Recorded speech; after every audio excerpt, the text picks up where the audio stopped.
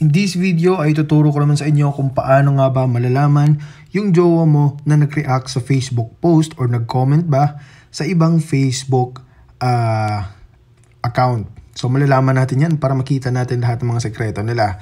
Lahat ng Facebook likes, share, comment, lahat-lahat. Malalaman natin yon.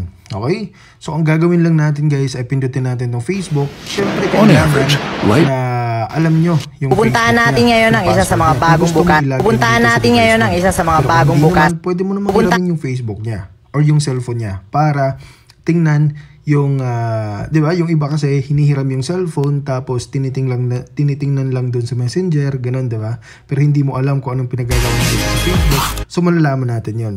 So ang gagawin lang natin ay pindutin natin tong dito. Okay? Sa menu.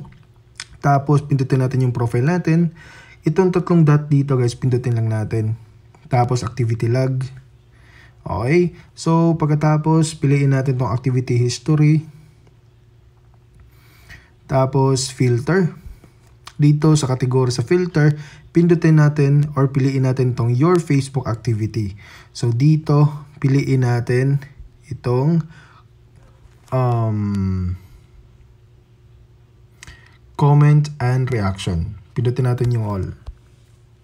And guys, makikita natin kung saan ako nag-react, kung kanino ako nag-comment, makikita natin yan lahat. Okay?